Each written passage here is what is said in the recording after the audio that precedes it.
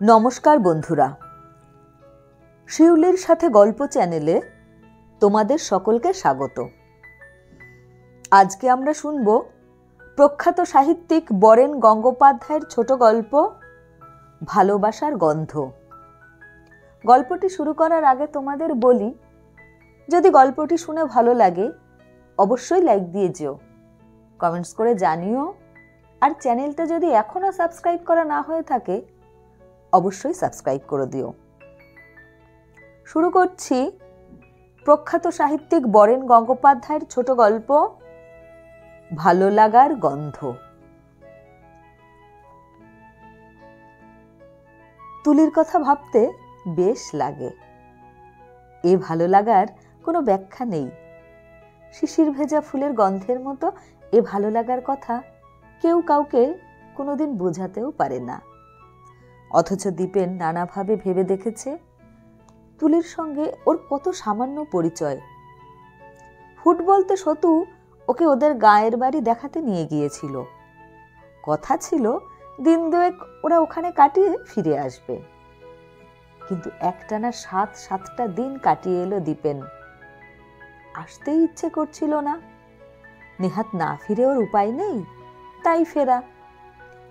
তাছাড়া গ্রামের বাড়িতে থাকার অভিজ্ঞতাও বড় কম নয়। ইলেকট্রিকের বদলে হেরিকেনের আলো, ফ্রিস্টিজের বেলায় নেই। ফ্যান চালিয়ে শোবার কথাও মনে আসে না, এত গাছগাছালি আর বাতাস। এর ওপর সতুদের ইটের দেয়াল আর খড়ের চালওয়ালা বাড়ির যেন আলাদা একটা আকর্ষণ দাঁড়িয়ে গিয়েছিল। দীপেন বেশ বুঝতে পারছিল সতুদের সাংসারিক অবস্থা তেমন ভালো নয়। তবু অমন গরিবানার মধ্যেও ওদের বাড়ির সবকিছুই কেমন সাজানো গোছানো ছিমছাম। মনে পড়ল স্টেশন থেকে নেমে ওরা 4 চাকা এক রিকশায় করে ওদের গায়ের কাছে এসে নেমেছিল। স্টেশন থেকে ওদের বাড়ি মাইল 1.5 পথ। ধান কাটা মাঠের ভেতর দিয়ে হেঁটে গেলে আরও কম, কিন্তু স্টেশনে এসে নামার সময়ই প্রায় অন্ধকার হয়ে এসেছিল। দীপেনকে নিয়ে এই সময় মাঠের ভেতর দিয়ে হাঁটা উচিত নয় ভেবে একটা সাইকেল রিকশাতেই উঠে বসেছিল ওরা। পা ঝুলিয়ে বস, মাঠের ভিতর দিয়ে হাঁটাটা এখন ঠিক হবে না। কেন, হাঁটতে পারবো না বলছিস? সতু হেসেছিল। এটা কলকাতা নয় রে দীপেন। অন্ধকারে কখন কোন সাপের ঘাড়ে পা দিয়ে বসবি, তারপর আমার গর্দান যাক আর কি। সাপের কথায় একটু দমে গিয়েছিল দীপেন। সাপ আছে নাকি? তেমন একটা কিছু না, তবে ফাঁকা মাঠের মাটির ডেলার ফাঁকে ফোকরে থাকতেও পারে। কি দরকার ওখান দিয়ে যাওয়ার? রিকশাতেই চল, হাওয়া খেতে খেতে চলে যাব। দীপেন আর কথা বাড়ায়নি। সাইকেল রিকশাটা বাঁধানো সরু রাস্তার উপর দিয়ে শাঁ শাঁ করে ছুটছিল। রাস্তার দুধারে কখনো সখনো বাড়িঘর, কখনো আবার ঘন গাছগাছালি। জোনাকি বিজবিজ করছে কোথাও বা। কুকুর চেঁচিয়ে উঠছিল মাঝে মাঝে। কখনো পাট পচানো গন্ধ, কখনো আবার অবয়বহীন ভুতুরে অন্ধকার। গায়ের পাশে একটা বিরাট বটগাছের কাছে রিকশা থেকে নেমেছিল ওরা। রাস্তাটা বাঁ দিকে ঘুরে অন্য গায়ের দিকে চলে গেছে। সতু বটগাছটার দিকে দেখিয়ে বলল, কলকাতায় তোকে সতীবটের কথা বলেছিলাম, মনে আছে? এ হচ্ছে সেই সতীবট। এখানে সতীমা স্বামীর সঙ্গে সহমরণে গিয়েছিলেন। বহুকাল আগের কথা। বটগাছটা এখনো স্মৃতি হিসেবে দাঁড়িয়ে আছে। অন্ধকারের মধ্যেই দীপেনের চোখে পড়ল গাছটার গোড়া অনেকখানি জুড়ে সিমেন্ট দিয়ে বাঁধানো। দিনের বেলা অনায়াসে এখানে বসে আড্ডা মারা যায়। ওরা সতীবটের পাশ দিয়ে এগিয়ে বাড়ির পথ ধরল। খানিক দূর এগিয়ে আসতেই একটা আমবাগান, বাগানের এক পাশে একটা দিঘি। দিঘির অর্ধেকটা পানা কচুরিতে ঠাসা মনে হলো দীপেনের। সতু জিজ্ঞেস করল, সাঁতার জানিস তো দীপেন? এ পুকুরের জল কিন্তু খুব ভালো। দীপেন সাঁতার জানে না। সাঁতার শেখার কোনো সুযোগই ওর ঘটেনি। বলল, জল দেখলেই আমার কেমন ভয় করে। ভয় কি রে? বাচ্চা বাচ্চা ছেলেমেয়েরাও এ পুকুরে এপার ওপার হয়ে যায়। ঠিক আছে, তুই যদি শিখতে চাস আমি তোকে শিখিয়ে দেব। কথা বলতে বলতে এগোচ্ছিল ওরা। দিঘির ওপাশে ওদের ঘাট। ঘাটের পাশ দিয়ে এগিয়ে খানিকটা ভেতরে ঢুকতেই সতুদের বাড়ি। বাড়ির উঠোনে দাঁড়াতেই তুলি কিভাবে টের পেয়ে গেল। এক লাফে বারান্দা থেকে একেবারে সতুর কাছে। উমা, দাদা! তারপর দীপেনকে দেখেই কেমন একটু থমকে গেল। সতু বলল, আমার বোন তুলি। ভালো নাম সুমিতা, তুই তুলি বলেই ডাকিস।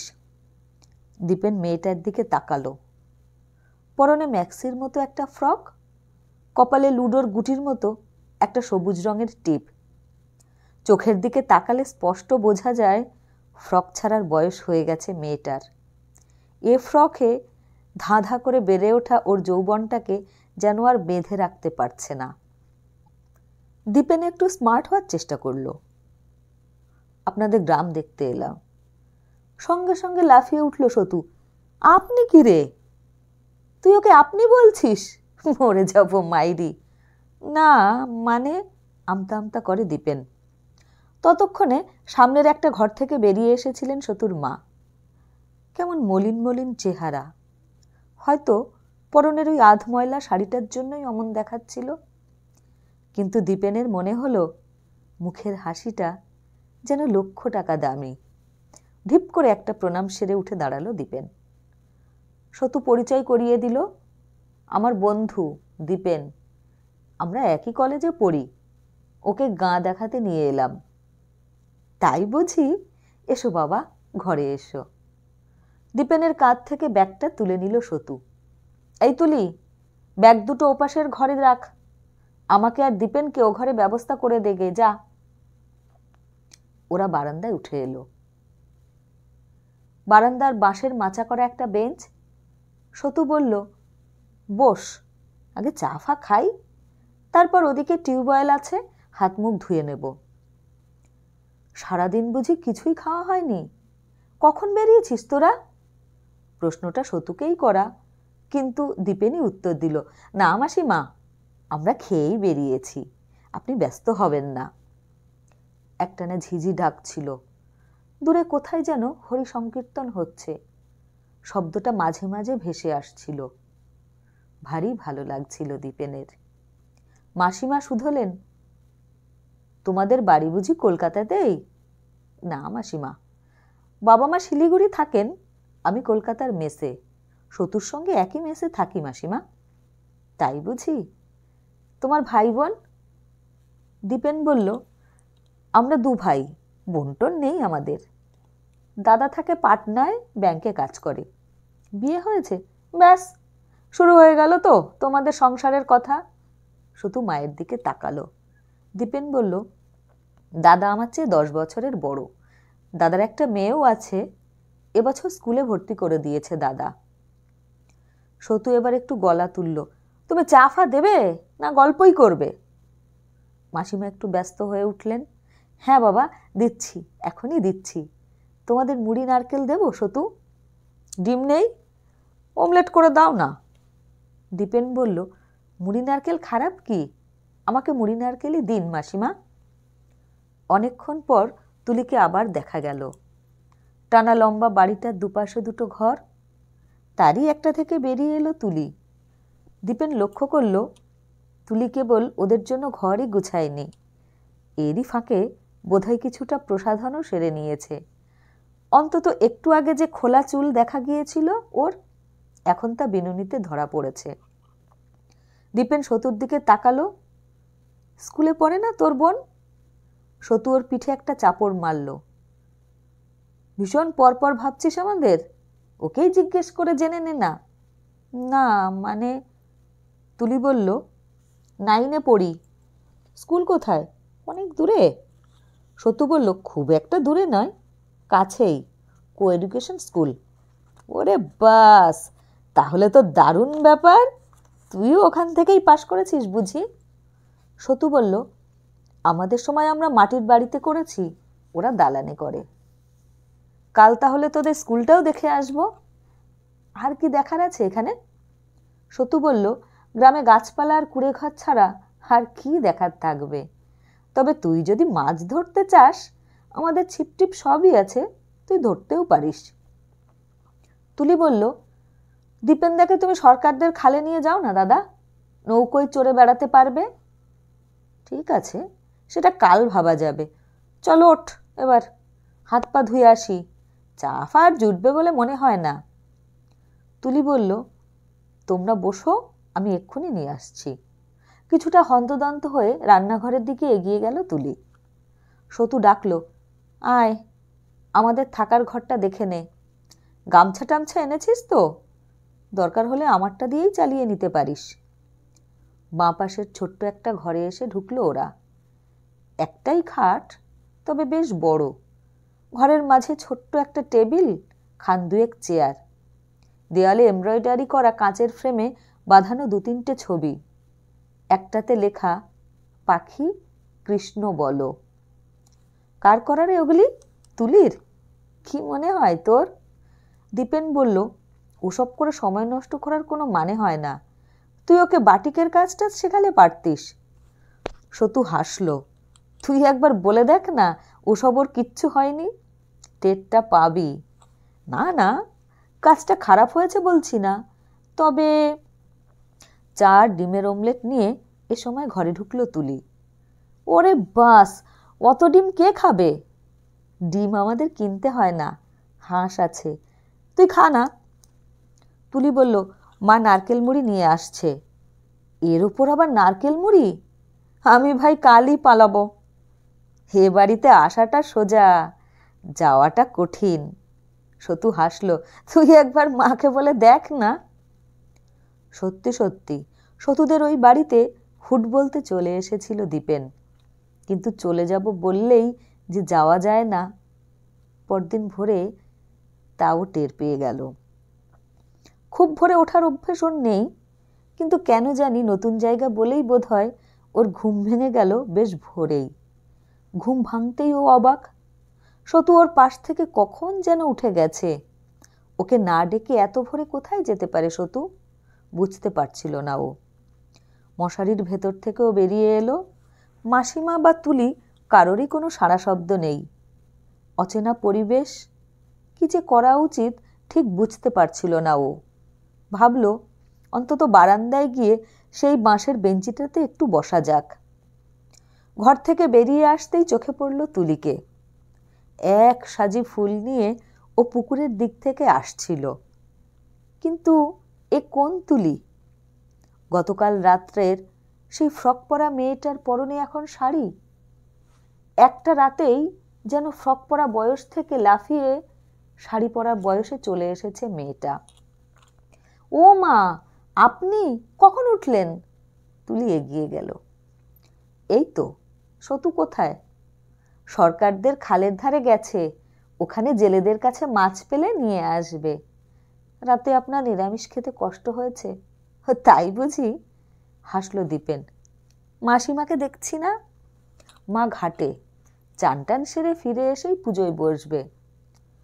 ফুলের সাজিটা দাওয়ার একপাশে বসিয়ে রাখলো তুলি, তারপর বলল, আপনি আসুন, দাদা পেস্ট ফেস্ট সব রেখে গেছে, মুখ ধুয়ে চা খাবেন না এখুনি?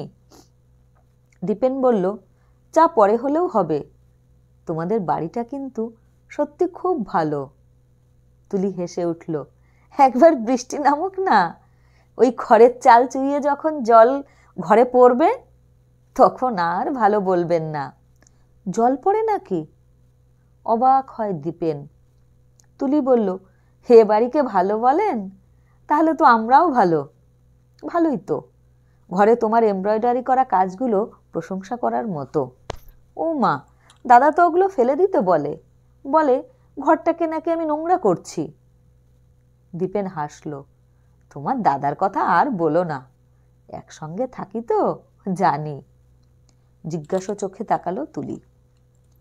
দীপেন প্রসঙ্গটা ঘোরাবার চেষ্টা করে, তুমি কলকাতায় যাও না? এবার গেলে কিন্তু আমাদের মেসটা দেখে আসতে পারো। ওরে বাবা, কলকাতা? আমাকে কেউ নিয়ে যাবে না। দাদা বলে আমি নাকি ওখানে গেলেই হারিয়ে যাব। দীপেন হাসল, হারানো অত সোজা বুঝি? যারা হারাবার তারা গ্রাম দেশেও হারিয়ে যেতে পারে। রূপার কথা বুঝি দাদা আপনাকে বলেছে? দাদাটা যে কি? রূপা? কেমন অবাক হয় দীপেন। কে রূপা? ও মা, আমাদের সঙ্গে পড়তো। মাস দুয়েক আগে সন্তু বলে একটা ছেলের সঙ্গে পালিয়ে গেছে। জানেন দীপেনদা, সন্তু না ভীষণ খারাপ ছেলে, লুকিয়ে লুকিয়ে বিড়ি খেত। তাই বুঝি? কোথায় পালালো? কে জানে কোথায় পালিয়েছে।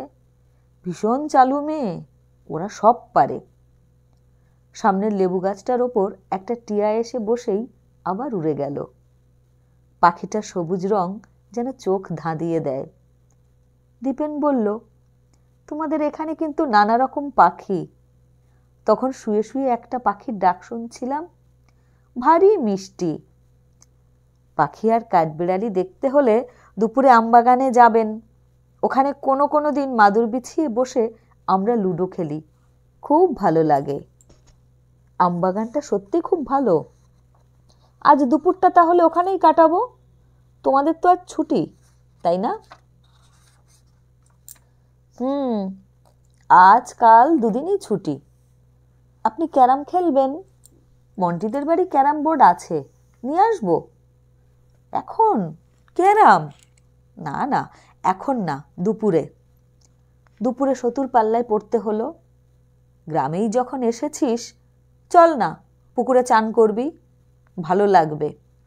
সাঁতার ফাতার জানি না ভাই, ডুবে মরবো। মরা অত সোজা বুঝি। এই তুলি, একটা কলা গাছ কেটে নিয়ে যা ঘাটে, আমরা আসছি। তুলি স্নান টান অনেক আগেই হয়ে গিয়েছিল। মুখে ক্রিম ট্রিম কিছু ঘষেছে বোধ হয়। ভারী মিষ্টি দেখাচ্ছিল ওকে। পরনে হালকা আকাশি রঙের একটা শাড়ি। কলা গাছ কি হবে? অবাক হয়ে তাকায় দীপেন।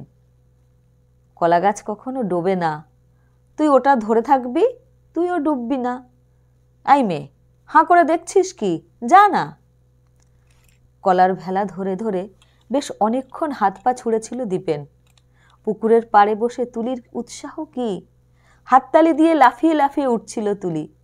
হাত পা নেড়ে নেড়ে বোঝাচ্ছিল, ওভাবে না দীপেনদা, মাথাটা তুলুন, মাথাটা। উত্তেজনার ভেতর দিয়ে স্নান, উত্তেজনা, ভয় আর সংকোচে ভরা একটা দুপুর পার হয়ে বিকেল এলো। আমবাগানের ভেতর দিয়ে হাঁটতে হাঁটতে ওরা তিনটিতে সতীবট অবধি চলে এলো এক সময়। সতী বটের বাঁধানো সিমেন্টে বসলো দীপেন। জায়গাটা সত্যিই ভালো। বসলো তুলিও। সতু বলল, কাঁচা আম খাবি? দাঁড়া, দু একটা পেড়ে আনি। খানিক দূর এগিয়ে গিয়ে একটা আম গাছে ঢিল ছুটতে শুরু করলো ও। দীপেনের মনে হলো কেমন যেন কথা বলতে ভুলে যাচ্ছে ও। পাশেই সতীবটের সিমেন্টের উপর বসে পা দোলাচ্ছে তুলি। দাদার দিকে তাকিয়ে আছে। একটা উষ্ণ উত্তেজনা যেন অলক্ষ্যে এসে দীপেনকে আচ্ছন্ন করে দিচ্ছে এ সময়। তুলিও কথা বলছিল না।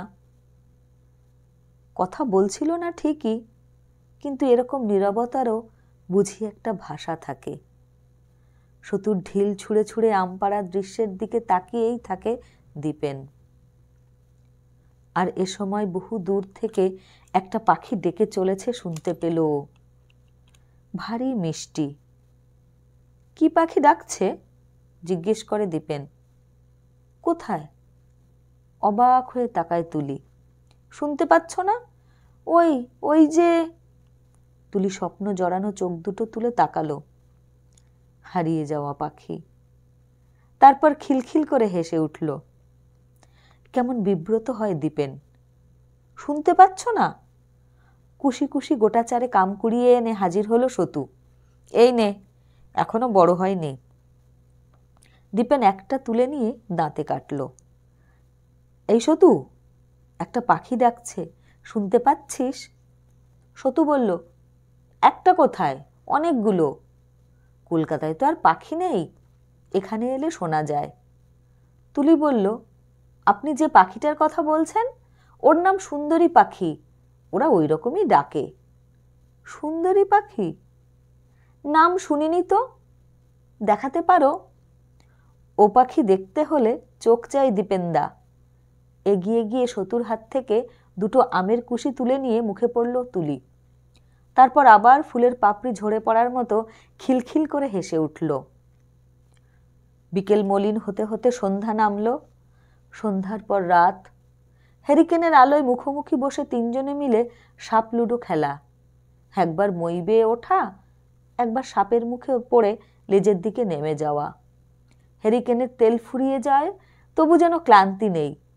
সতু বলে, তোরা খেল, আমার ঘুম পাচ্ছে। বিছানায় লাফিয়ে উঠে শুয়ে পড়ে সতু। তুলি বলল, কাল কিন্তু সরকারদের খালের কাছে যাব, ওদিকটা আরো ভালো। হ্যাঁ। দীপেন তুলের দিকে তাকায়, হাসে। ভোর হোক তো আগে, তারপর তো দেখা যাবে। না না, ওসব বললে চলবে না, কাল যাব কিন্তু, আবদার ধরে তুলি। দীপেন বলে, ঠিক আছে বাবা, যাব। এমনিভাবে 2 দিন থাকার জায়গায় 7টা দিন কাটিয়ে কলকাতায় ফিরে এলো দীপেন। সেই পুরনো মেস, সেই ঘাম আর নোংরা, সেই গলির ভেতর দিয়ে শর্টকাট করে কলেজে যাওয়া, আড্ডা, ট্রাম, বাস, হকার আর চিৎকার।